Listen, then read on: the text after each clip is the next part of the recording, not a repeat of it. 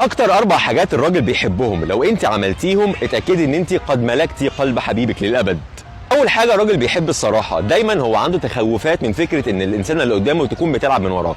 لو انت كأنثى عندك خوف من الخيانه او اللعب او الغدر او الكذب، فاتاكدي ان الراجل عنده الخوف ده اضعاف منك، لان سيدنا محمد عليه الصلاه والسلام استعاذ من قهر الرجال، ودي حاجه هتكون صعبه على الايجو او الانا بتاعت الراجل عندما يكتشف ان الانسان اللي قدامه بتخونه او بتكذب من وراه. فانت ابطلي الفكره دي تماما وتكوني صريحه معاه، حتى لو الصراحه دي انت عارفه ان هي هتضايقه، هيحترمك جدا.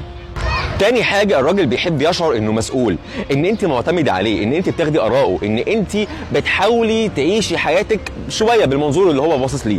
الرجالة بتحب دايما البنت اللي قدامه ان هي تلجأ له، مش يحس ان هو اللي بيلجأ لها. طبعا الطبيعي ان الراجل هيلجأ للست والست تلجأ للراجل، والتكامل الاسري الجميل ده والتكامل العاطفي ده حلو، بس دايما التمس الحتة دي. الراجل قوام، بيحب يشعر ان هو المسيطر وان هو اللي عنده القدرة ان هو يمشيكي زي ما هو عايز.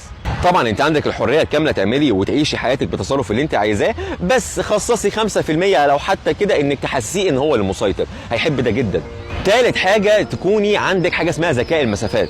ذكاء المسافات ده لما تكونش قريبة منه قوي بالطريقة اللي تخنقه وتخليه يمل، وما تكونش بعيدة عنه قوي بالطريقة اللي تخليه يخاف وان هو ياخد جنب مني. خليكي ذكية، قربي منه في الاوقات اللي تحس ان هو محتاجك فيها، وابعدي عنه في الاوقات اللي انت تحس ان هو مشغول فيها. دايما لو انت عندك القدرة دي صدقيني هو عمره مش هيعرف يمل منك ابدا، لانك انت التمستي حتة مهمة جدا معظم البنات بتقع فيها بشكل رهيب.